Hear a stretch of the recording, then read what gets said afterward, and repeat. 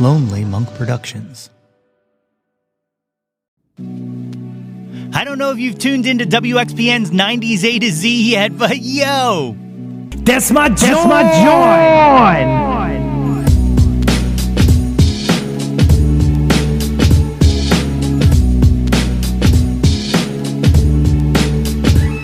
Hey yo, displace the guilt. What's good, friends and family, neighbors near and far? Welcome to an all-new episode of the Yo, That's My Jawn podcast. The podcast, website, brand, movement, way of life dedicated to the embrace and championing of your passions. I am your host, Nate Runkle, a.k.a. Jawn Prine, a.k.a. Into the Nate Wide Open, a.k.a. Nate 3.0, back at it again with yet another episode of the podcast. As always, I hope this podcast finds you all in good health and in good spirits. I have such a fun episode for you guys today. Joining me for a chat is Kristen Kurtis from 88.5 WXPN. We chat about the station, her career in radio, and so much more, including a history in stand-up and improv? Who knew? Oh yeah, that is coming up in a bit. But first, I hope you all had a festive Thanksgiving. You know, we took an extra week off, as you may be aware, to kick some of that tryptophan-induced sluggishness off. But here we are back and ready to rock.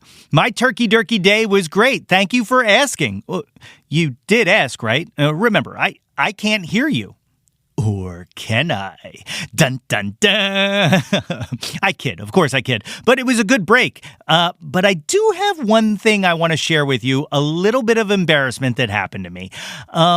Katie and I went to see the great Melissa Villaseñor, formerly of SNL, do some stand-up at City Winery, and she was absolutely hilarious. She's on tour right now promoting her incredible new book, Whoops, I'm Awesome, which is available now and would make a great Christmas present for you and your peeps if you're looking for an excellent stocking stuffer or white elephant gift.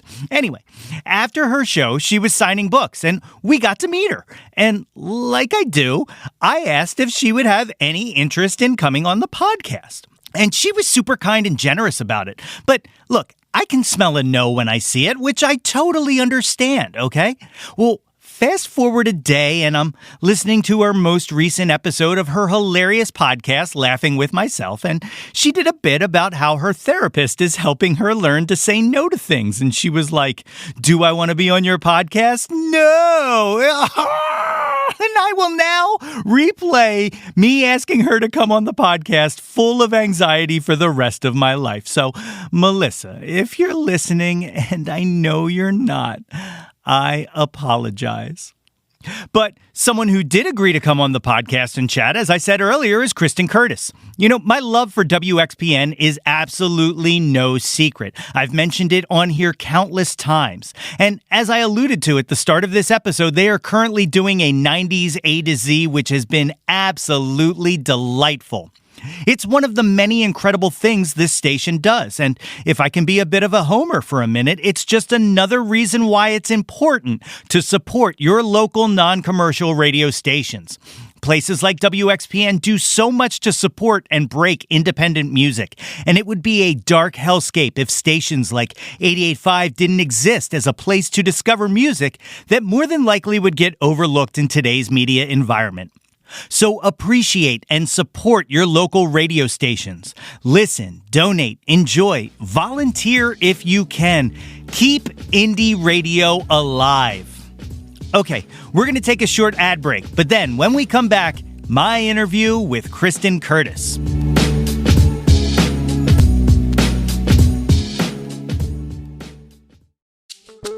My guest today has graced the airwaves of WERS and WBOS in Boston, KZZU and KZZE in Spokane, and KGSR in Austin, all before her triumphant return home to the city of brotherly love in 2015, where she joined the team at 88.5 WXPN. She is currently the host of the XPN Morning Show on weekdays, Monday through Friday from 6 to 10. Guys, it is my honor to welcome to the show, Kristen Kurtis.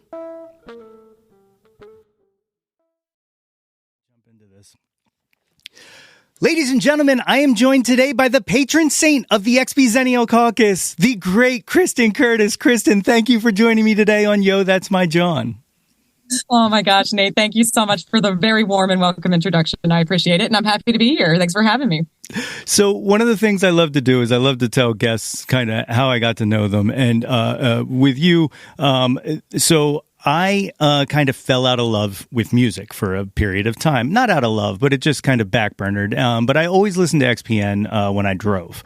All right. And, in the morning, I'm half asleep, so I wouldn't be really paying attention. But in the afternoon, I'd probably pay a little more attention. But all of a sudden, I was like, wait a minute. This sensibility of this morning DJ, it matches mine so much that, like, I became a fan. And then, like, the way you interact on the socials and stuff that is absolutely phenomenal. But what it was the web stream of the right before the last or the I think the 2020, was that the albums one? The 2020 was the songs. I think we did albums in 2021. Yeah. Okay, so last year. But yes, during the live stream, I was just like, okay, this is the coolest person at the station, and everybody else can kick rocks. No, but. But so that's how I became a fan of you, and I started listening to the morning show religiously, and now it's like my steady diet. So thank you so much for that.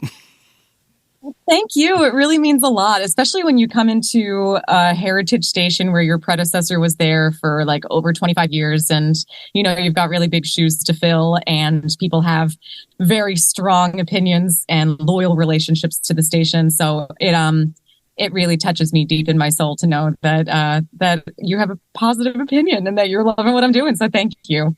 Absolutely. So tell these folks a little bit about yourself. Where did you grow up? I grew up in Downingtown, Pennsylvania on Philly radio. And I had been obsessed with Y100 for a couple of years. And I'm kind of like your quintessential like kid radio listener. I was like, oh, everyone on the radio is my friend. And they're talking directly to me. And I formed a very strong relationship with radio when I was pretty young. And I remember one night, also kind of a sad kid, was like just laying in bed trying to go to sleep, depressed. And they were doing the cage match when they had like one song battle another song and people would call in and vote. And the challenger that night was Shimmer by Fuel.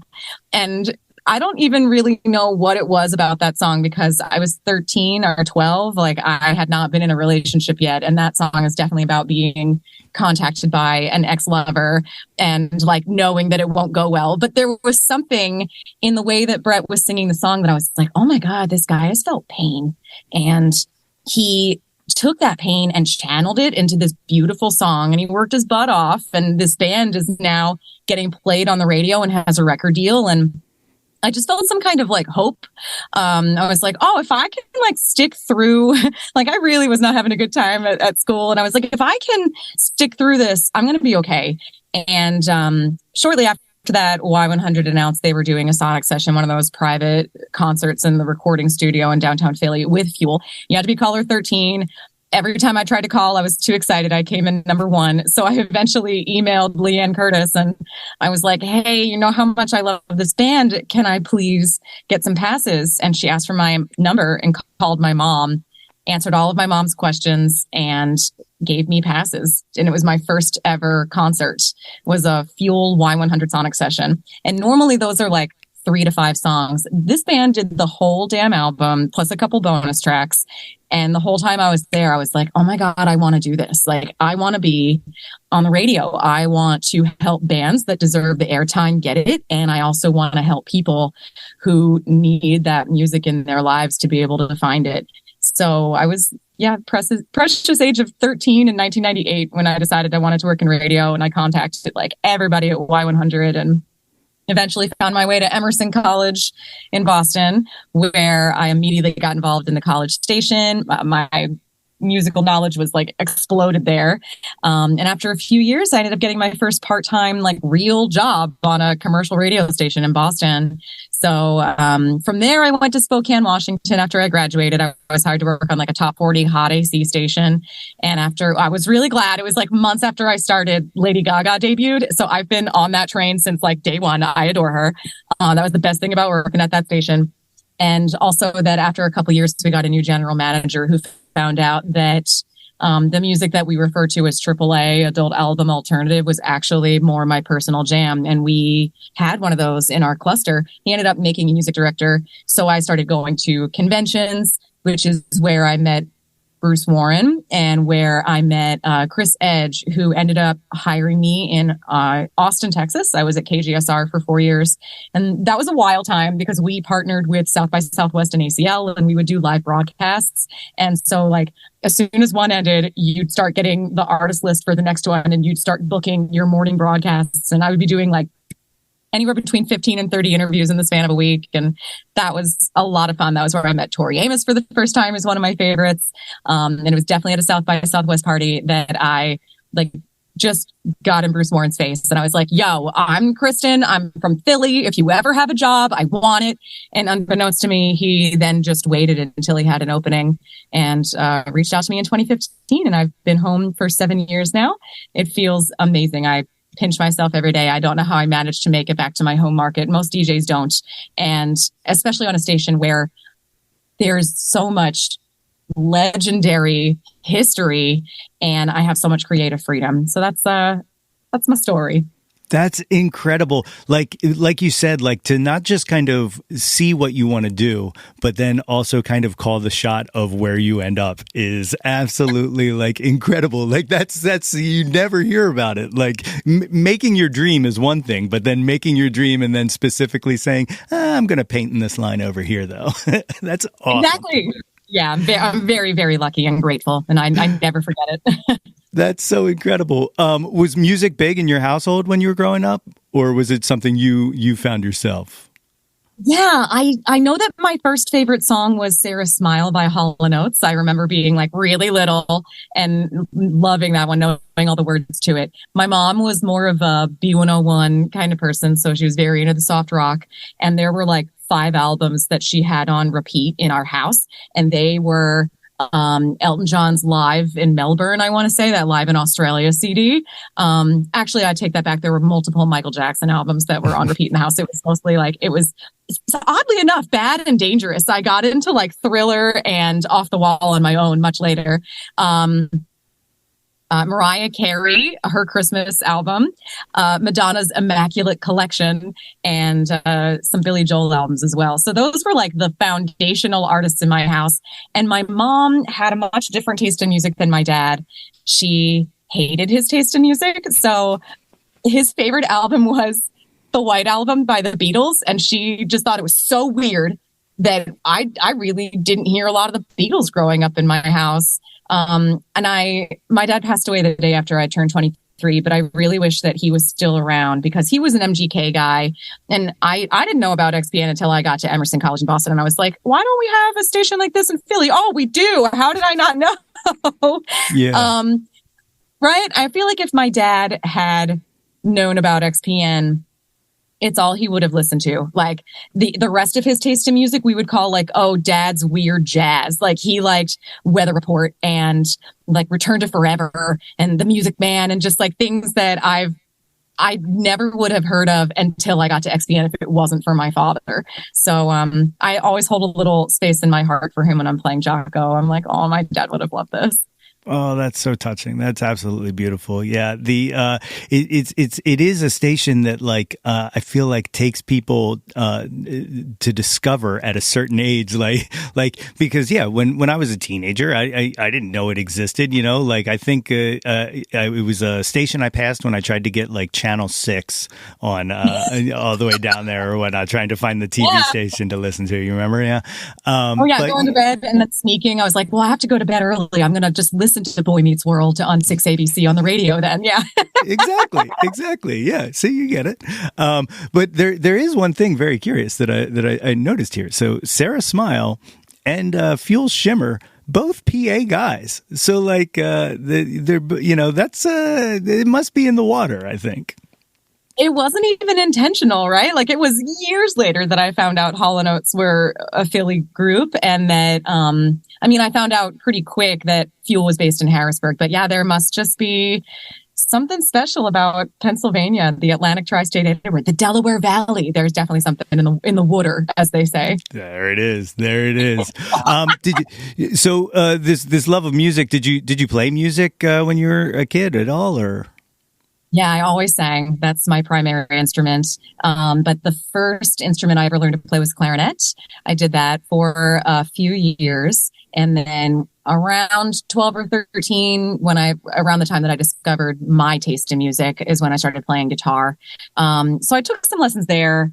But singing was always it. In high school, I did the musicals. I was in 3 different choirs at once. One of them was called Chester County Voices Abroad, and we would actually record an album, and then we would go overseas and we would give concerts and sell our CD. It was a life-changing experience for me, really. I'm very glad that I got to do that before I graduated from high school. The first trip was to Scotland and Ireland, and the second trip was to Austria, Switzerland, and Germany. And those were some of my favorite memories. And then when I decided I wanted to work in radio, like, everybody was shocked when I told them that that's what I was going to go study in college. Like, people thought that I was going to move to New York and try to pursue a career on Broadway. That's how into singing I was. My parents were not excited about the idea of me going into some kind of performing arts career. And they weren't actually even really excited about radio, but it felt like a compromise. So I went, and my dad was pleasantly surprised when I was like 20 and got my first actual paid job. He was like, oh, this is going to work out. But I definitely turned my focus to radio for like 20 years. And I just started taking singing lessons again this summer. And it feels amazing to be like actually focusing on that again, and to like, my relationship with music had become very work oriented, and it's really nice to be able to take like a little bit of personal and reclaim that relationship with music again. Definitely. Just last night, I went to an open mic night and played some original songs. And it was like the first time I've done it in like 6 years. Because like I play out, but it's all covers and stuff like that. So like to be able to like kind of like scratch that itch that hasn't been scratched in so long just feels so good. Did you pick it right back up, or were you a little rusty? I picked it right back up. I guess I had developed a lot of, and congratulations, by the way, that's such a big deal when you can like build up that courage and that momentum to go and be like, I've got the strength right now. I'm going to perform these original songs. That takes some cojones. So congratulations. I'm very proud of you. Thank you. But yeah, I guess I had developed a lot of anxiety over the years about, I don't know, I dated this guy in college who, when I would try to sing something that was more rock oriented, he'd be like, you sound like you're supposed to be on Broadway. And it was like just the right kind of feedback that made me feel like I didn't sound good singing what I actually wanted to sing. And then I started to get really nervous about singing in front of people. And it took a lot for me to find this guy. His name is Jawn Peters. He's an opera singer, and he'll train you with whatever style of music you want to sing, but he will give you an evaluation at first. And when he was evaluating me, he was like, who told you that you're pitchy? And like, why? I can't believe your parents didn't want you to pursue this. Like, he gets giddy working with me. Now I feel like I'm starting to get pompous, but like, once I had someone who was like obviously a trained professional be like, no, you're actually very, very good, that rust just sloughed off. I mean, I don't know how much music theory we want to get into here, but I'm hitting like an E flat in my chest. Like, I don't even really have to go into falsetto for it. Like, I've got like the Idina Menzel range. I think the thing I'm working on is he's breaking bad habits with me. I was definitely had like too much tension in my jaw and in my throat. And what he's doing is helping me with like we didn't even actually sing songs for months. Like, we just started doing that. It was a lot of odd vocal exercises I've never had any other coach give to me in order to break those bad habits and really learn to make the connection with your diaphragm and your thoracic muscles and all these other things that he says that I'm like, whatever you say. But it feels really good. Like, when you have the proper singing technique, it's like helping you unlock the full potential of your voice. And I am super jazzed to just keep practicing and break the bad habits. And I want to get out and perform again too. So we'll have to talk about that when that day comes. Yes, definitely. So now, this raises an interesting question. Has that changed or helped or affected at all your radio voice? The different techniques? Yeah. There's something called Bogart and Bacall syndrome. Have you ever heard of that? No. There was a time in Austin where I was going through a rough period, and I guess that I was like reflecting that in the way that I spoke. And if you press your voice into a lower register than it actually is for a long enough period of time, which is what Humphrey Bogart and Lauren Bacall did, you develop like this fatigue of your vocal cords. So I went through that in the past, and I went to somebody who helped me figure out exercises just for speaking, to find my true tone. So now that I've been through that, it's not gotten quite that bad again, but it is really helpful to be like, oh, sometimes it feels like it takes more effort than it should to speak. And yeah, having proper singing techniques and knowing where to hold your breath and like how to release the tension here absolutely helps with speaking. That's really crazy. See, now I feel like I should do this, because every once in a while, when I'm doing like the intros and outros, like I'll go upstairs and I'm just like, don't talk. I can't talk for like an hour. Like, please leave me alone. Like, and I know it's just because I've never properly trained my voice, be it singing or speaking. And, but that's really interesting. I should probably look up some of these exercises and maybe try to not be an idiot. No, you're not, first of all. And I would say that, rest is an important part of vocal training. Like, I'm only allowed to sing every 48 hours because you really work he looks at it like strength training, like your voice is like any other muscle in your body. So if you're going to the gym and you're lifting weights and you're putting those little tears in your muscles, you got to let them heal before you go back to like try to build up more muscle. And it's the same thing with your voice. So it could be that there's nothing improper about it that you're doing. It's just that you're talking for longer periods of time than you're used to, and you're giving your voice a workout, and then you're right to want to rest it for a little while afterward. Yeah, if you could just put that on a doctor's note and I could give it to my fiance, that would probably be great. Absolutely. Just Absolutely. kidding. Just kidding. She's awesome.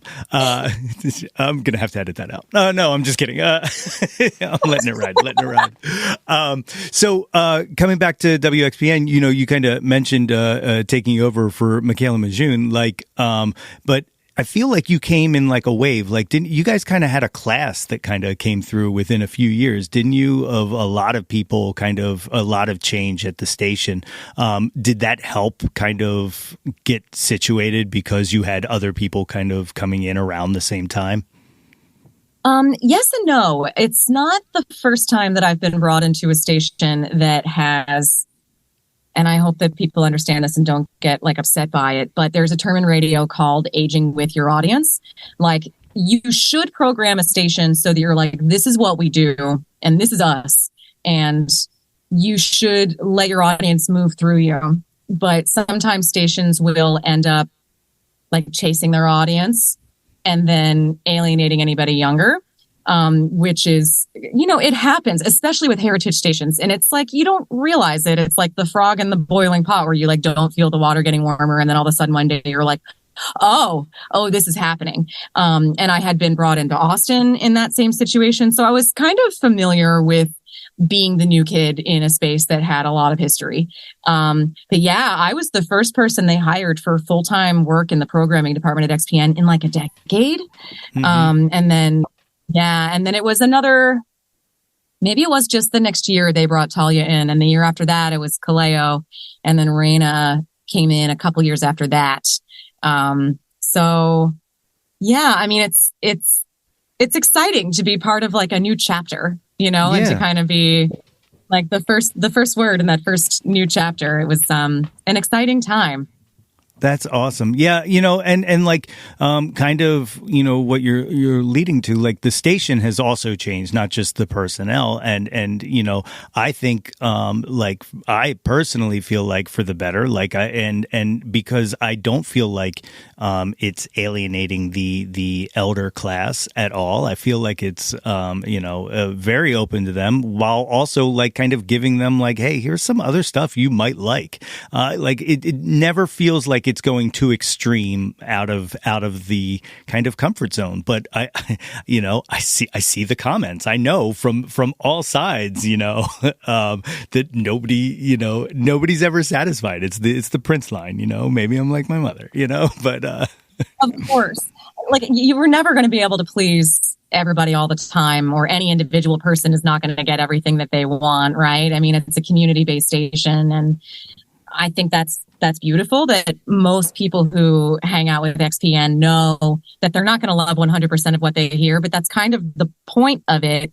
And I think that sometimes like the reason that it needed like a kick in the evolutionary pants, if that's the way we can phrase it, is that sometimes you're like, oh, this is what our audience wants. And then you forget that they're really adventurous too. Like there's stuff that we don't play and will never play that I know folks love, but it's really comforting to hear you say that you don't feel like we've lost all of what the station once was, because that's never something I wanted, like that's part of like preserving the history is part of public media. And it's really important to me that we're playing things that go back to, like, I'd like to cover all of contemporary music, basically, when it started being recorded, right? So I enjoy throwing in Billie Holiday and things that were recorded in the 30s and 40s and making sure you're including the birth of rock and roll with your Chuck Berrys and all of those like heavy hitters that got the genre going. But I don't want to ever lose the stuff from the 60s and the 70s. I want to be able to draw a line through time. I want to be able to play like Michael Kiwanuka and be like, here, let me play a string of musicians, one from every decade, each who inspired each other, and show you how this is all connected. And I think it's very easy when you're used to like a big portion of the pie, like 60% of it being things from a certain decade. And then when that pie slice gets a little smaller to make room for other things, I think sometimes people get worried that you're trying to get rid of it, but that has never, ever been the goal. It's, sometimes people will be like, I don't hear enough Rolling Stones. And you're like, well, it's very hard to cover like 70 years worth of music. And if I play like more of this band that you already know and love, that means that that's slightly less time for us to help build another artist's familiarity with the audience. So it is a very big challenge to try to encompass all of that time and as many different movements and genres and moments in music as possible. So it makes me feel really great to know that you feel like we're accomplishing that. Yeah, well, and I'm being selfish here because it's what I like, so that's all that matters. But I think one of the things that I've always loved about XPN is music discovery, and I think that is like the strength of the station. Is there are bands that you may hear 5-10 years sometimes even earlier than when they break kind of into a mainstream setting on this station, and that kind of thing gives you that kind of invested interest in a band, almost like you got stock on the ground floor. It's like you bought Apple in 86 or 84 or whatnot. I'm gonna mess that analogy up every single time I try to make it, but anyway, you get the point. But and I think that's what the station. That analogy. I'm going to steal that analogy for an XP drive. I really like that. Like basically you're investing, you're getting cool credit. That's exactly it. I mean, I think about like, one of my favorite things, and it's come up a lot on this podcast because of how much of a fan of the station I am, is that my girlfriend or fiance and I are just insane about the Exponential Music Festival. It's like kind of what our first date was, and then you guys moved it, so then our anniversary got ruined, and then I proposed to her right before this one, so now we have another anniversary back, so we're all okay. Me and XPN, we're fine on that. But I love, one of my favorite things I love is watching a band on the Marina stage, and then like 2 years later seeing them on the River stage, or maybe even at BB&T. Like, it's just phenomenal to watch that growth. Is there anybody you can think of that you've watched that trajectory over time? I've watched the record company be a band that nobody knew, to a band that people were screaming, when they were playing on the River stage, and will follow them everywhere now, Nicole Atkins is another one who I remember back when Neptune City came out, seeing her on the stage over there. And like, again, now is like just such an enormous part of what people who listen to XPN want to listen to, so like, and of course Dawes, and like, there's just so many to name, but that's what I love about this station, is the ability to, like I said, get on the ground floor and find your new favorite band before they're your new favorite band. Exactly.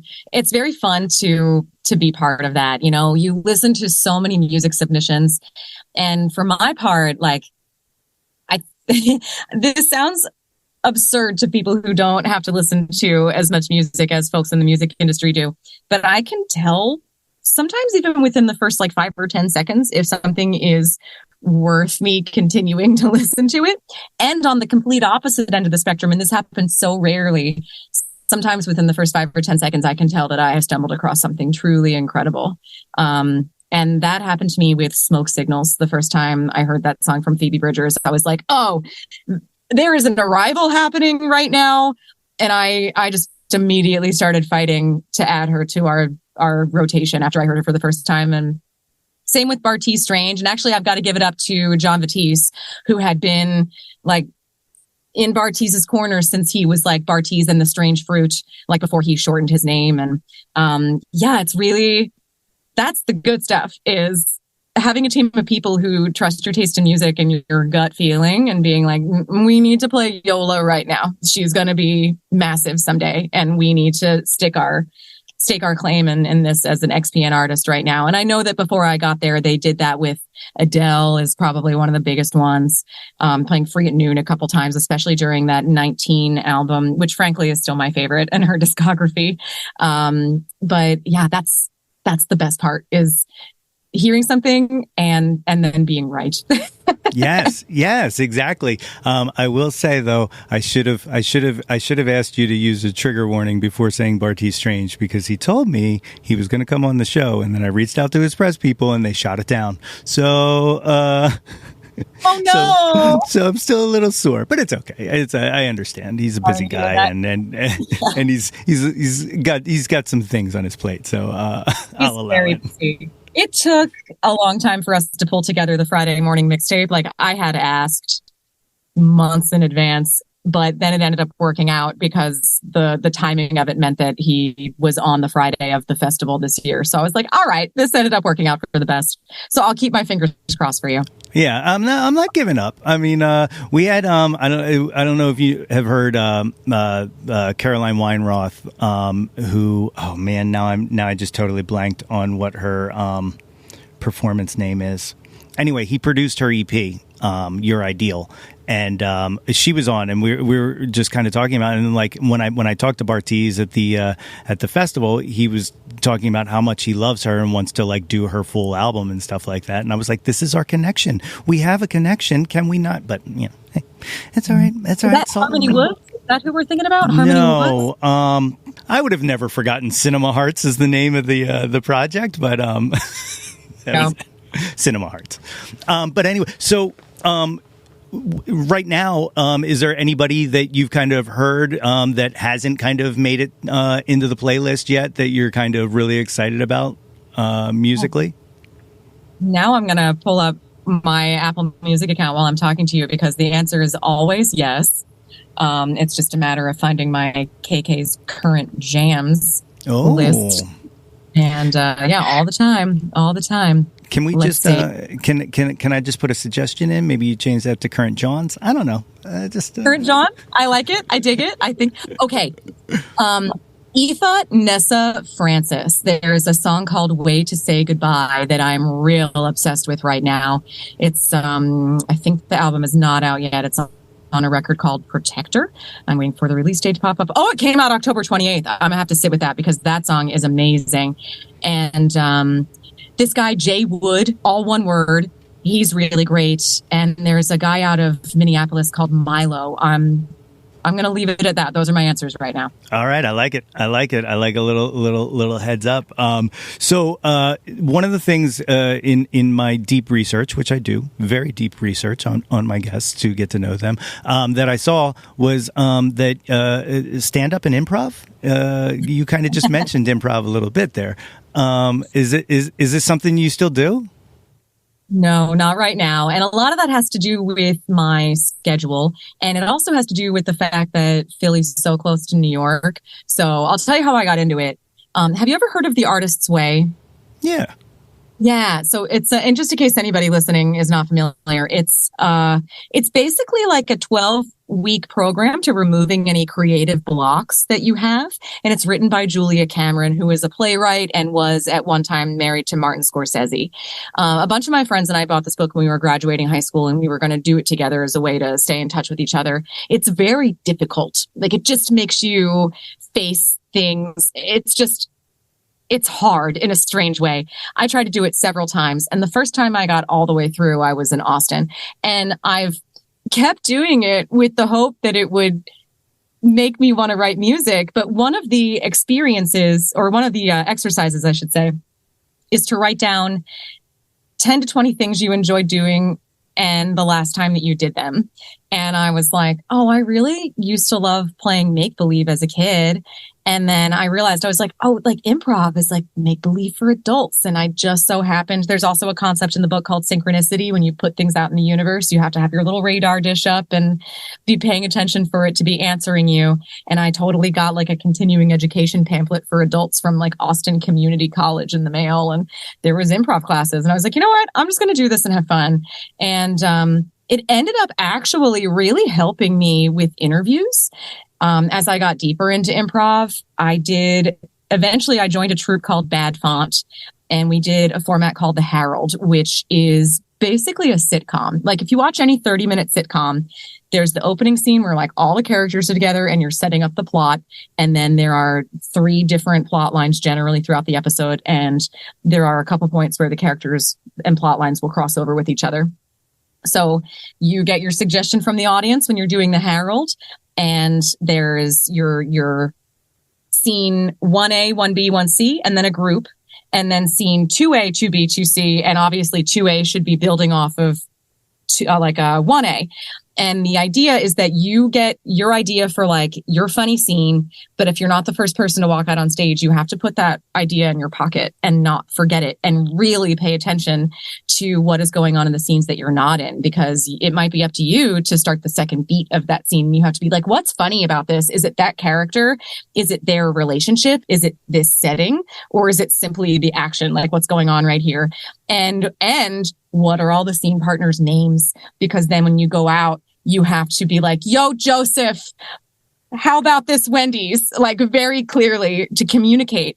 And it was really helpful to work with a team of people and do these exercises that practice sharing ideas in very concise and clear ways.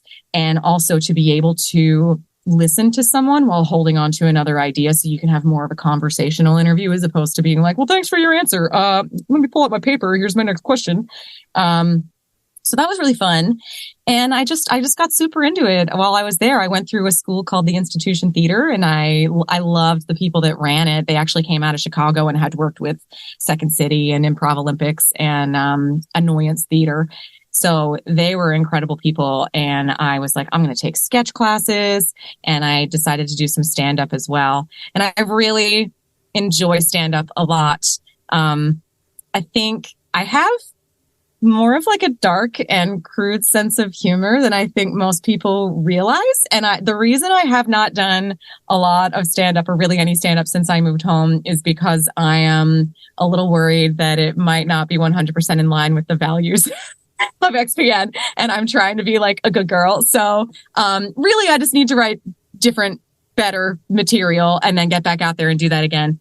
But improv, and the pandemic has really destroyed the scene in Austin. But when I was there, there were 4 or 5 different schools.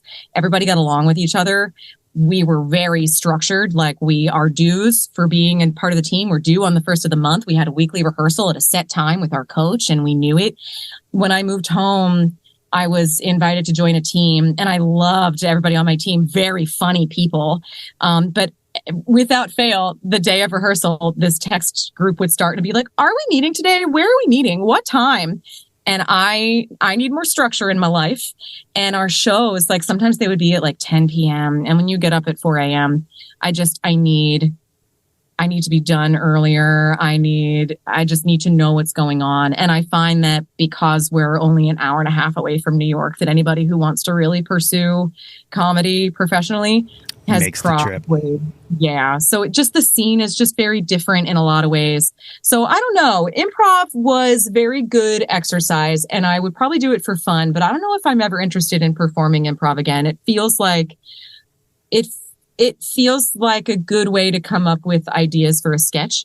Like, right? Because improv is it's there and then it's gone. It's not meant to be permanent. And there's something about that to me that after a while I was like, these were skills that I was developing that I need to apply to other things. So if I do it again in the future, it'll probably be as a way to generate ideas for some video that could actually permanently live online. But yeah, I've been very much focused on the music and on the radio and now it's been 4 years, but getting married and just doing all kinds of stuff in my personal life here. But I would love to get back into comedy someday. Do you find yourself, this is something I always like to talk to improv people about, do you find yourself more drawn to character-based stuff or situation-based stuff? Great question. Probably situation-based stuff. Yeah, I was always a character guy. I don't know if that comes across as if you can see around how just character based my entire life is. But yeah, I was always more drawn to weird characters and just put weird characters in straight situations and watch chaos, which is kind of how I lived my life. So great, I love that. Looking into the kind of what we're doing right now, you guys are doing the 90s A to Z on XPN, and you are clearly a 90s fan. How exciting has it been to kind of put this? You guys did the dance party and all. How exciting has this all been for you? It's been so exciting. You know, we did our general A to Z, and then we had our 70s A to Z and our 80s A to Z. And it's been a conversation I've been having internally with folks for a while, is that we really need to beef up. I think the year 2000 messed a lot of people up. It was very easy in the 90s to be like, oh, the 80s were like a decade ago. But now, even though it's 2022, I think people still really feel like the 90s were just 10 years ago, and they were not. So there's a bit of being like, time is passing, and, there are different audiences growing into different areas of their life. And we really should be trying to get Gen X more engaged with what's happening at the station. And we should be starting to tickle their nostalgia. So it's really exciting that we're finally at this point, and that we actually culled our library and put our heads together to combine our knowledge and be like, this is the culturally important stuff and the fun stuff. Frankly, doing the 90s dance party, like when I was growing up, I was very much like alternative and rock based, and I hated dance music. Like I remember scanning the dials and getting mad at Q102 every Saturday night because I was like, I don't want to hear this. But now I don't know what happened. Like a switch flipped, and I was just like, oh, London Beat. This song's great. Been thinking about you. Black Box, everybody. So many of these, like Sandstorm. I was like, oh, wow. Like it was so much fun to just put together the dance list for the party that John Batiste and I hosted at World Cafe Live on the 22nd of November, a couple days before Thanksgiving. I didn't think I would ever see anybody excited to do the Macarena again, but the whole room was doing it. Everybody was jumping around with House of Pain. And it just feels great. I loved hearing Green Day and the Refreshments with Banditos. And I've heard Elliott Smith a couple times today. We don't get enough Elliott Smith ever anywhere. So it feels really nice to, not that I don't have emotional attachments to things. Like, I don't know if we're going to do the Jauntlet, so I feel like I'm answering some of these questions early. But like my favorite album of all time is Abbey Road. And I've got like strong emotional connections to that album, but it's different when you're making a connection to something that's new, like as it's happening. So it's really exciting to hear things that I was around for that were fresh at a time that I got to experience along with everyone else for the first time. There's a bit more of a community feeling that I've got going on right now. My heart is aglow. Definitely. You talk about like this kind of came up, and I don't even remember who I was talking to about it, but it kind of clicked finally in my head, like listening to things that you didn't listen to back then. And I honestly believe that part of what this was that now that we have like streaming and the availability to kind of listen to whatever we want, I think genre is kind of disappearing because of the fact that like genre was kind of a coded, like, I am okay buying this album because I know it's within a parameter that I'm going to enjoy because it's something I enjoy, because you were spending specific money on specific things that had to mean a lot to you because it might be another month before you can get another one or another week or so. Whereas now you're like, I can check this song out, and if I like it, I'll listen to it, and if not, I won't. And, maybe I'll put it on a playlist and find it again in 5 years or something like that. But our ability to kind of break genre, to me, feels like just because of the availability of music. But like you said, like, some of these songs that are playing are things that like I would have thrown my radio out the window, and now I'm like, why aren't you playing it more of this? Like. Exactly. That's such an interesting thought. I had not thought of that facet before. I do feel like this is a multifaceted issue, as far as people taking in different kinds of genre. And I do agree with you that genre is disappearing. And I'm wondering, I actually was just talking about this with somebody else the other day too. And I'm wondering if it has something to do with the availability of influences growing exponentially as time goes on. So, right, if you were writing music in the 60s and 70s, you didn't have that much recorded music to pull from and to influence what you were doing. Like you were creating rock and roll for the first time. And here we are now. And like, it almost feels like, what is there to invent? And I don't believe that we're done inventing things. That's not what I'm trying to say. It's just like, oh, wow, like you've got so many different avenues to go down and pull from and be influenced by. And that's actually my favorite kind of music, when you're like, I don't know how to describe this. Yes. I just know that it's really good. Yeah.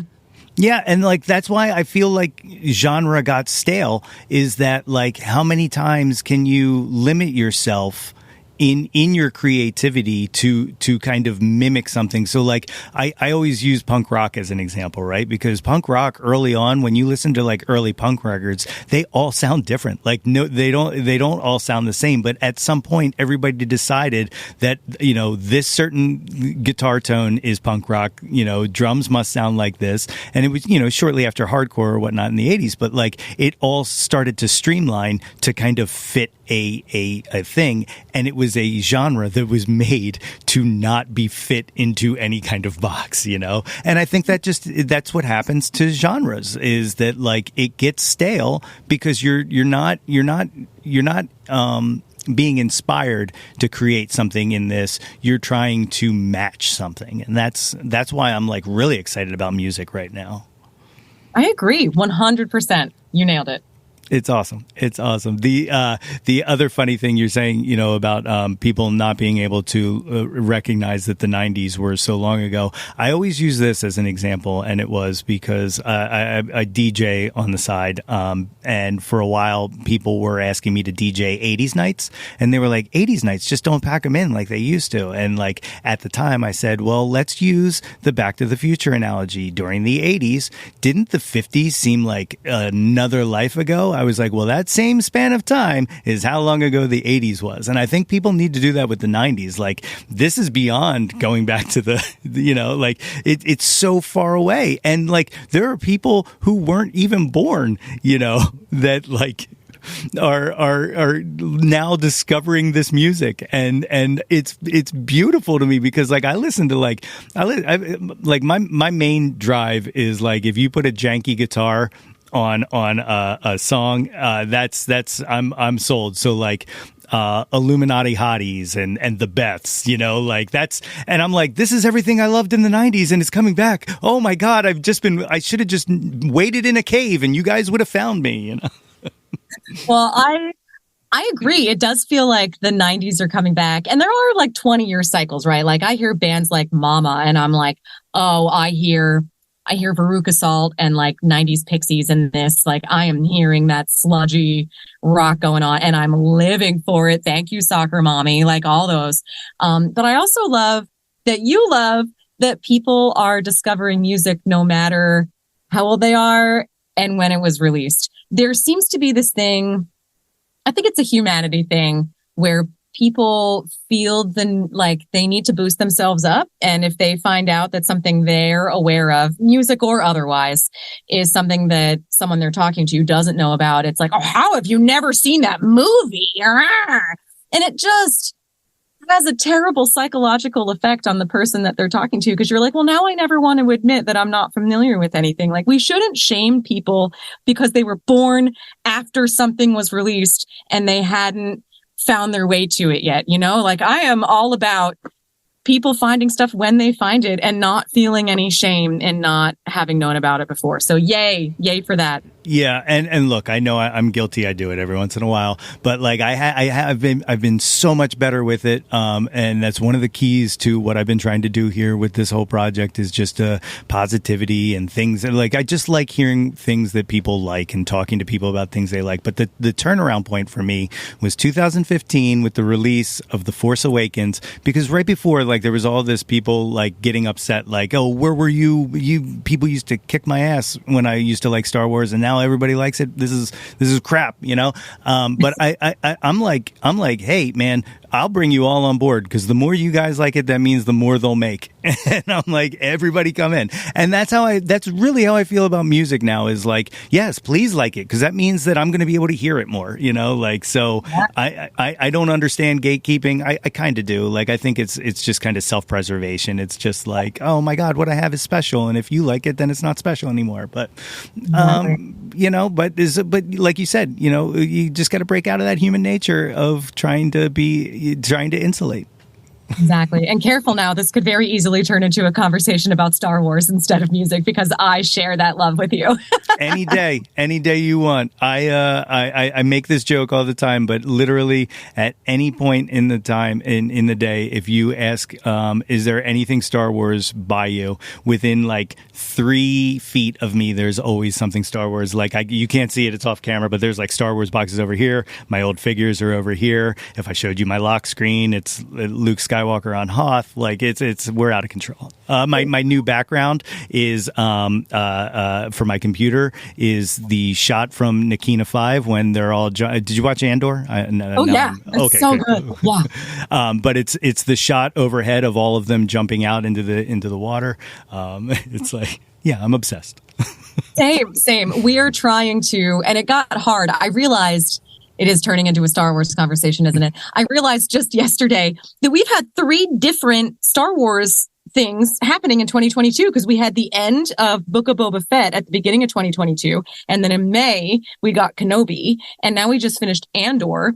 And like right before Kenobi started, my husband and I decided that we were going to watch all of the Star Wars in chronological order, because we had never watched Clone Wars. And he and I have both been like Star Wars fans since we were like single digit age kids. And I don't know how we didn't ever watch Clone Wars.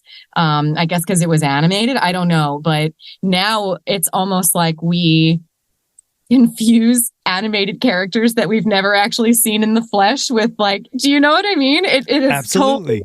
It's so good. But we had to pause Clone Wars because of Kenobi and Andor. So we got to get back into it. But anyway, Star Wars, yay. Yeah, well, as soon as you finish Clone Wars, continue right on to Star Wars Rebels, because that is some more of my favorite Star Wars content that's ever been created. It's absolutely phenomenal. I gotta say, and you probably know this character more than I do, but like, I never disliked Obi-Wan, but it wasn't until we met his love interest in the Clone Wars that I was like, oh, now I love Obi-Wan. Like, he chose to be a Jedi over being a civilian and being with this person that he loves. And I was like, oh, and then now my heart just like bleeds for him all the time. So yes. I will watch Rebels.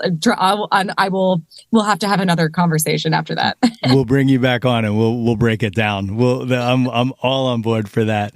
Well, at this time, would you like to take this jauntlet questionnaire that I ask every guest? Yeah, let's do it. All right. So it starts off with the one-hit wonders. These are just, you can pick you one or the other.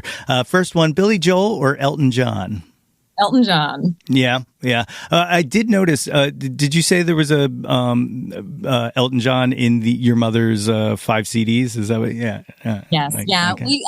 I grew up on both of them, and I actually really love Billy too. Don't get me wrong. Like, I I guess I kind of understand it, but I don't understand why people dislike him so much. He's brilliant. He's written some of the greatest songs in American pop music history. I love the Broadway influence on his tunes. I think they're great, but Elton is just magical. Like, I managed to see him 4 times, including on my 30th birthday. And, I have to give it to Elton, but it's a close call, honestly.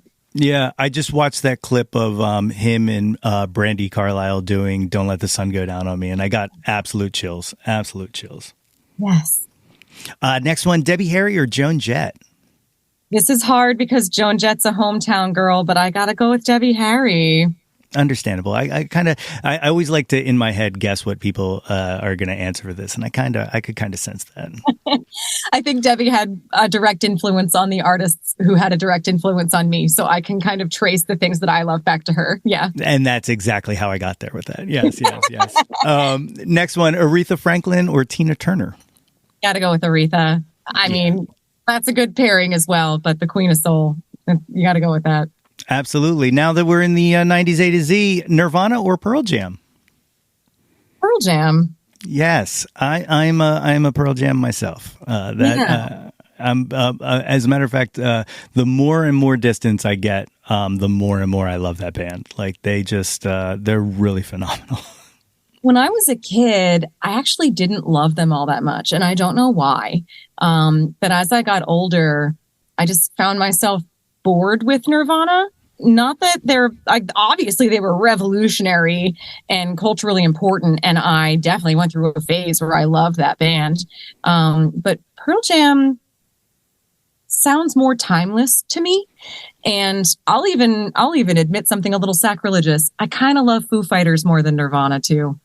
I don't know who you're talking to. You and me are 2 peas in a pod, because I say it all the time. I will take the Foo Fighters over Nirvana any day. Though fans of this podcast know I am still violently angry that they inducted them into the Rock and Roll Hall of Fame. It's too soon. Yeah, I'll give you that. That's fair.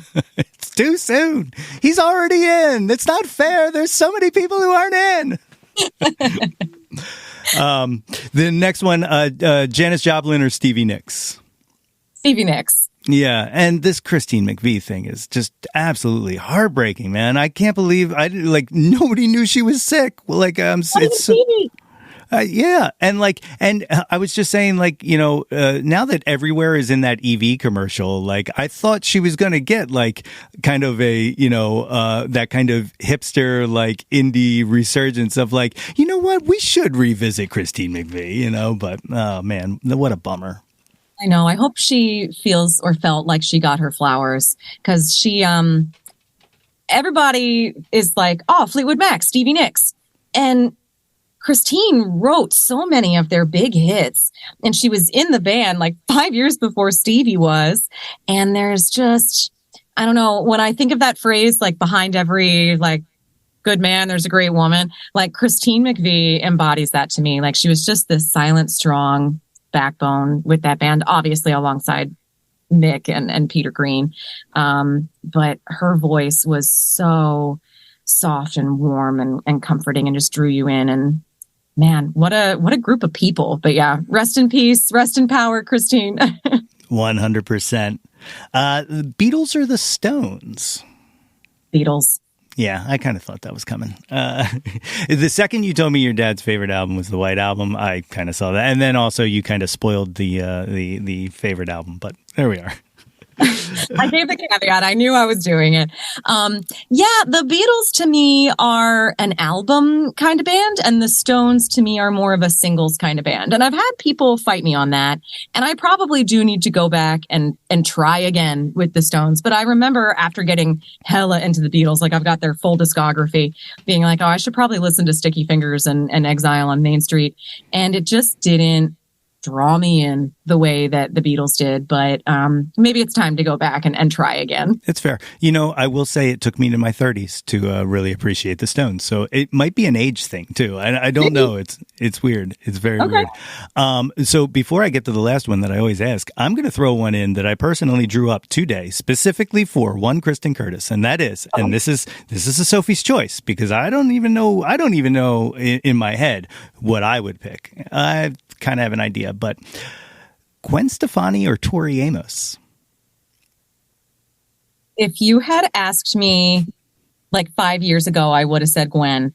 But at this point in time, 1,000% Tori Amos. Yeah. I've been deeply happy with the decisions that Gwen has made since about at the time I moved home in like 2015. They've been really upsetting. But yeah, Tori is my forever hero. That makes sense.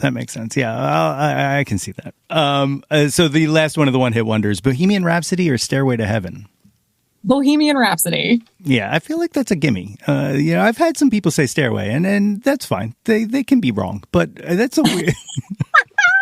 I love Stairway. It's fun to sing, and a bonus of being born in 1985 is I didn't have to hear it get worn out on the radio, so I'm not tired of it, and I still like hearing it. But Bohemian Rhapsody is just so much more fun. Yes, little theatrical. It all comes back to the theatrics. So the top 10 countdown, we use Jawn in this, as I'm sure you know, to be whatever you want it to be. It doesn't have to be music, can be anything. So number one, what was your first Jawn? When you were young, what was the first thing you were obsessed with? The Power Rangers? Yeah? Maybe. Yeah, probably. That's the earliest thing. That or Goosebumps books, probably. Okay, excellent. I love it. That's a great answer. Number two, what's your current Jawn? What are you obsessed with right now? Oh, gosh. Singing, now that I'm doing it again. Yeah, probably singing. Oh, also, I don't know why it took me so long, but my husband and I just started watching the reboot of Queer Eye. I had loved Queer Eye for the Straight Guy, but I had never seen the newer one. We just started watching it, and we're obsessed. I don't think we're going to watch anything else till we get through it. So yeah, I'll go with that. Awesome. Two great choices. Number three, I think you said this, but maybe not. What was your first concert? If we don't want to count the Sonic session, because that was like a really unique thing, my first concert was actually the Y100 Festival in 2000, which the top three bands were No Doubt, Third Eye Blind, and I'm so glad I got to see Stone Temple Pilots. Yeah. Wow, that's awesome. We saw Stone Temple Pilots, and we bought our tickets right after Sex Type Thing came out, but right before Plush came out. And they were, this was like 93, they were opening for the Butthole Surfers. And in the time from when we bought the tickets to when the show was, they became the biggest thing in the world. So they come out, they play their set, and everybody starts to leave. And Gibby Haynes is on stage coming out with the Butthole Surfers, and he's like, "Where is everybody going?" And it was the weirdest thing I have ever experienced in a concert ever. Wow, that's nuts. Yeah, and I don't know if they ended up ever switching spots, because that happens sometimes on tours when a band blows up. But yeah, it was absolutely the most bizarre thing I have ever seen. Wow! Oh my goodness. Now I'm trying to remember. I'm like, I may have seen Fuel a couple more times. I was really obsessed with them when I was 13. So I may have seen them at like the Electric Factory a couple times. And like, did I see them on the Sunburn tour? I must have. It's fuzzy. I can't believe I never thought I would forget that. But yeah, I mean, certainly the Sonic session was the very first time I ever saw a band perform live. So I guess I should go with that. And then after Fuel, yeah, the festival. But oh, awesome. Yeah. Number four, what was the last concert you went to? Trigger warning. It was Barty Strange. Oh, yeah. No, it's fine. I love Barty Strange. Like, it's just, you said another one also, Soccer Mommy also shot me down. So yeah, I did. But I didn't give you the look, as long as people reply when they say no, I feel perfectly fine. Like, as a matter of fact, I feel really warm when they take the time out to just say no. Like, it's just like, oh, it's like, thank you so much for, not leaving me hanging. And so, like, even though I joke about it, like, no, I totally am okay with people rejecting me. We just gotta make, Yo, That's My Jawn blow up, and then people are going to be clamoring, right? That's it. I got something big on the horizon, and all these people are gonna really poop their pants when they realize they missed this choice or this chance. Exactly. Number five, what was your favorite concert you ever went to? In 2002, I saw the No Doubt and Garbage tour, and the Distillers opened, and it was just like a 1, 2, 3 of strong women. And yeah, seeing Shirley Manson, and then Gwen Stefani, I was like, what is my life? It truly, that's still probably like the best 1-2 lineup I've ever seen was Garbage and No Doubt. That sounds like an incredible show. I danced so hard, and I didn't realize it until the show was over that my friend had to help me walk out of the venue. My legs were like rubber afterward. That's how I know it was the best concert I ever saw. That's awesome. Number 6, who have you never seen live that you wish you would have? They can be living or dead. Actually, it's both the artists for your final one-hit wonders question. I would have loved to have seen Queen and Led Zeppelin. They're Led Zeppelin is actually my favorite classic rock band. And Freddie Mercury just had the best voice of all time. And they both, obviously I'm very into vocals. When I listen to music, it's about the melodies and the vocals for me. And the two of them, Robert Plant and Freddie Mercury, I'm like, damn, like I could probably go see Robert now, but it wouldn't be the same. And he's not with the rest of the guys. So yeah, both of them, if I can say two. Yeah, perfect. Have you ever seen Get the Let Out? No. So they're incredibly phenomenal to the point, and I don't know if this is rumor or not or what, but at one point, Jimmy Page almost tapped them to go on tour to do Led Zeppelin songs. So wow. If you ever get a chance, check them out. They're absolutely phenomenal. Okay, I will. And I'll pretend that I am 50 years back in time. That's exactly. Just close your eyes. The lead singer, Paul Sinclair, is spot on vocally, or at least he used to be. I haven't seen him in a while. But one time I got to play Hey, Hey, What Can I Do while he sang. So that's one of my little claims to fame. I love that for you. Yeah, it was great. Number 6. Oh, that was 6. Number 7. Name an unappreciated Jawn. Something you wish had a little more shine to it. I'm going to go back in time. This is not necessarily someone who's still active, but in 2010, an artist from Toms River, New Jersey, named April Smith and the Great Picture Show released an album called Songs for a Sinking Ship, and that should have been massive. April's husband worked for an advertising agency, and I did hear some of those songs get placed in commercials. And I think it was like So You Think You Can Dance or Dancing with the Stars, like one of those dancing reality competition shows used a song of hers called Terrible Things once. And I was so delighted for her. At this point, she's moved on from that phase of her life, but I was like probably angrier than she was. I was like, why is no one listening to this album and this band? She could belt and like the most catchy little tunes. I felt like she was dancing on a bar in the 20s. Like that's what I feel like I was listening to when I was listening to April. It's like Broadway folk pop. It's the best. That's incredible. Now I'm like really interested, and I'm going to definitely 100% check that out after we get done here. And yeah, that's awesome. I love it. See, this is the important part of that question is, like I said before, music discovery is my Jawn. That's my. Yeah. Oh, I'm excited. You're going to have to report back after you listen to it and tell me what you think. I will. Absolutely. Number 8, you spoiled it, but what's your favorite album?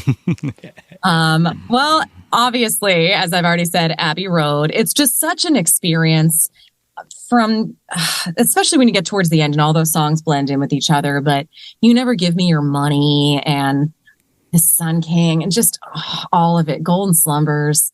But that record is just chock full of some of the most well-written songs of all time. And it just takes me to a different place. It's such a journey every time I listen to it. Always enjoyable. But obviously my other favorite album of all time is Tragic Kingdom from No Doubt. Yes. Look, I heard you mention this on Hall of Songs, which I started listening to this morning because Tim, good friend, XP Zennial Caucus member, we are going to make this fourth wave ska thing stick. It's gonna happen. I'm on board. Cat Wave is at the front. Cat Bite is at the front of this wave. 100%. I actually thanks for reminding me. I owe them. I told them I do a ukulele cover of Bad Influence that I have to record and send to them. That's my favorite song on the album. It's so good. It really is. We went to see them at the church, and like, man, it's so great to be able to see like someone that you love, like get the props that they deserve, and just watching kind of that band explode has just been really awesome this past year. Yes, especially recently when they've been teaming up with other bands like Gaslight Anthem, bringing Brit out to sing. I was like, oh, it's happening. Like we knew it was going to, but going back to what we said earlier, like hearing something and being like, this is amazing. And you're right. And it's just, I'm just going to sit back and wait now. Obviously keep supporting them, but things are happening for Catbite. Yes. Yeah. And you played a very important part in that. So give yourself some flowers on that. Oh, thank you. I will. Number 9, name an artist whose output you'll consume anything they release, even if you have to be apologetic for it. There are so many. Like once I love somebody, I will listen to anything. Of course, the older I get, the less frequently I find those artists. But there are 2 artists that I haven't already mentioned in our conversation today that are coming to mind. One is, and I'm not apologetic about either of these, Fiona Apple. Oh, yeah. Anything. And Janelle Monáe. I am like constantly hungry for more new music from the 2 of them. And the 2 of them seem very keen on taking their time, which is probably why I love their output so much, because they've taken the time to make sure that it's excellent before they let the rest of the world hear it. Definitely. 100%. Those are 2 perfect picks. The 10th and final of the top 10 countdown and of the Jauntlet. What is your favorite Jawn of all time? My husband. Yeah, it's awesome. Yeah, he's the greatest. He transferred into my elementary school when we were in 2nd grade, and we were always like cool with each other. You know, I went to a very small Catholic school, and I guess there are smaller. There were like 65 kids per class. Oh, so, wow. And there would be like A and B. So you were with a set group of like 30 kids, and then that would mix up as you went through the grades. And then I went to St. Joe's in Downingtown, and then we all ended up going to Shanahan, and there were only like 300 kids in our graduating class. So I was definitely a loner. Like Sean, my husband, will tell me, like when we first started dating, it was not until I moved back home to Philly, and I was very anxious to reconnect with the people that he had stayed friends with, because I had all these stories I had told myself about the opinions they had of me. But Sean's like, nobody thought you were a loser. Like people were like, oh, Kristen's cool. She's doing her own thing. She doesn't need anybody. And I was like, really? That's what people thought of me? Like, I thought I was like all alone. And it's just so funny, the things that you tell yourself. But anyway, Sean was always so nice. Like he wasn't one of those people that I was like worried didn't like me or anything. And he was an artist too. And unbeknownst to me, we admired each other's art from afar. Like he would be part of the art classes, and I would be able to, on our way down to the lunch, we would walk past everything on display, and I would be able to pick out his art immediately and be like, oh, look, there's Sean's latest charcoal drawing or whatever. And he would also paint the sets for the musicals. And unbeknownst to me, he was coming and loving watching me perform in Godspell or The Wizard of Oz or West Side Story. And what was the other one we did? Oh, Joseph and the Amazing Technicolor Dreamcoat. If I didn't tell you I went to Catholic school, you would know now. Mm-hmm. Anyway, so he went to Savannah College of Art and Design, and like you do when Facebook became a thing, we obviously became friends. And my little sister is 6 years behind us academically, and she ended up going to SCAD to study animation. And I remember reaching out to Sean and just being like, would you mind talking to my sister about your experience at this school? So we had like reasons to stay in touch, but it wasn't until 2013 when I flew home for our 10-year high school reunion, and I just happened to walk up to the bar next to him. And I usually make him tell this part of the story. He was apparently like really excited to see me, and especially because we had known each other since we were like 7. And apparently after talking for like half an hour, I was like, all right, I'm going to go mingle some more. It was really great. And then he proceeded to become enamored with me. Like his friends actually have told me, they've been like, oh my God, that night Sean was like, have you seen Kristen? She's beautiful. Oh my God. And he was like, I'm never going to see her again because I like flew back to Austin. But 2 years later, when Bruce had approached me about mornings on XPN and I was flying home for my interview, I made a really cryptic post on Facebook. I was like, listen, if you pray, if you've got good juju, good vibes, like whatever you do, like send it my way. I am going somewhere for what might possibly be the last interview I ever have to do in my entire life. And a certain subset of you should be very excited. And he was working at the Michener in Doylestown and they played XPN all the time. So he knew Michaela was retiring. He knew that I had studied this and he figured that Philly was the subset. He just put it all together. And then he was the first person to reach out and congratulate me after I got the job and asked if I wanted to hang out. And I just had a feeling. I was like, this is either going to end in marriage or be the worst breakup of my life. So I made him wait like months after I moved home before we finally hung out. And the rest is history. We actually just had our 4th wedding anniversary. You can't see it. And look, I'll 100% own up to this. I am a sentimental bitch. And I have a little bit of misty tears in my eyes because what you just described is literally every Lifetime holiday movie I have ever seen in my life. The person coming home to the person that they loved in elementary school or, got along with. Oh my God. Oh my God. This is amazing. It's love at the Christmas table. I've seen this. This is beautiful. Yeah, he's the greatest. It's just so nice to have so much shared history with somebody and somebody who shares your values and your interests and who you can work through things with.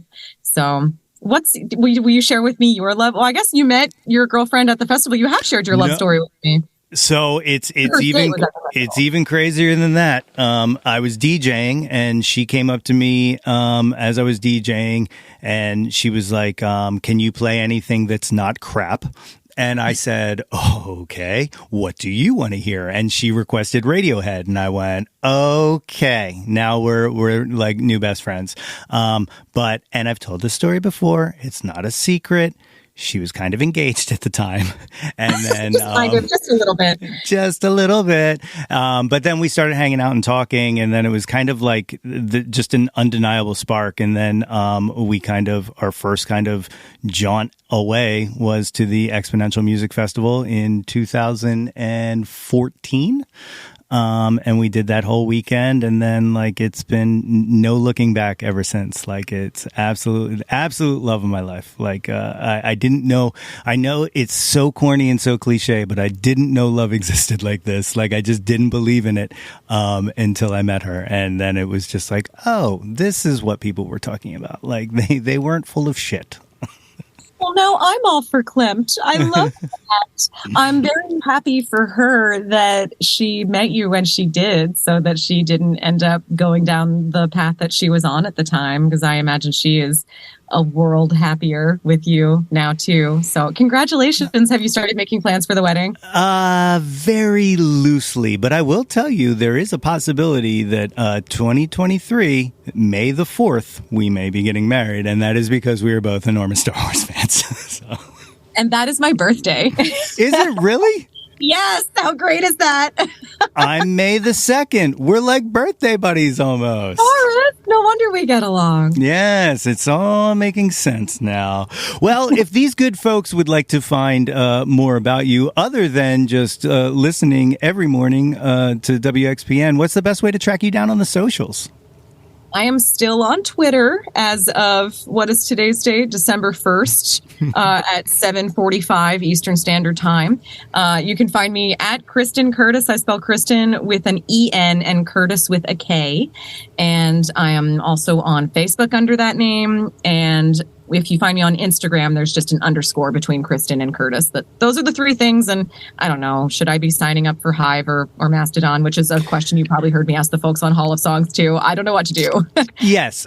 So my answer to this is I have been signing up for all of them and using almost none of them. But I do really actually enjoy Mastodon. And that is just because there is a Philly server on Mastodon or an instance, as they call it, as I'm learning all of this new lingo, where you can just kind of look at posts from everybody in Philadelphia, and there is just some kind of common comfort in being able to do that very easily, to discover, not just people you're following, but just kind of people in your area. It's kind of like like what Dum Dum is calling the town square, is kind of what this feels like. It actually does feel like a town square, instead of, just using that as an excuse to allow racists to be racist. I don't know.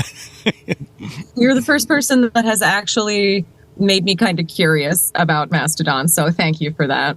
Yes, it's fun over there, and you can come join and watch me pester Bruce constantly, because he's one of the only other people I know on Mastodon really right now. That's good. We need somebody to keep tabs on him there. That's your job now.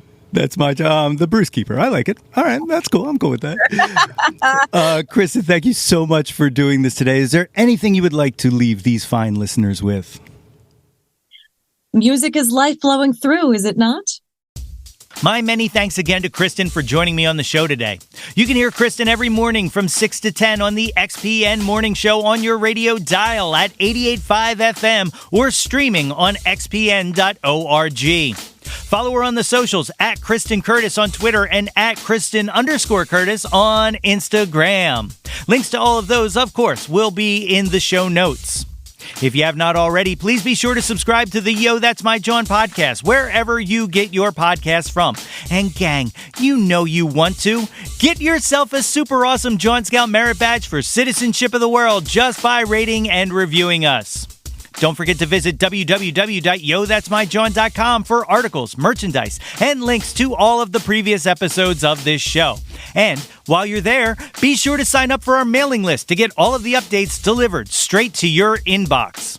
Like us on Facebook at facebook.com/YoThat'sMyJawn for updates and live streams. Follow us on Instagram and Twitter at Yo That's My Jawn, and search Yo That's My Jawn on YouTube to find the Yo That's My Jawn YouTube channel. Like and subscribe the heck out of that ish. We want to hear from you. Reach out and touch some Jawn. Well, that's all I got for you this week, my friends, but fear not. We are actually going to be back next week with an all-new episode featuring the return of two former guests as we break down our favorite Christmas songs. It is a whole head full of sugar plums dancing bit of fun, so I hope you join us for the holiday festivities next week. Blue skies! Until next time, everybody! Hey yo, displace the guilt and embrace the pleasure. Your taste in music doesn't have to be. Yo, That's My Jawn is a Lonely Monk production written and produced by yours truly, Nate Runkle. Theme song by Phil Tyler Music featuring Nate 3.0. Special thanks to Fox Run Brands, DX Ferris, Andrew Scott, Natalie Runkle, and the incredibly brilliant and wickedly stunning Katie Daubney.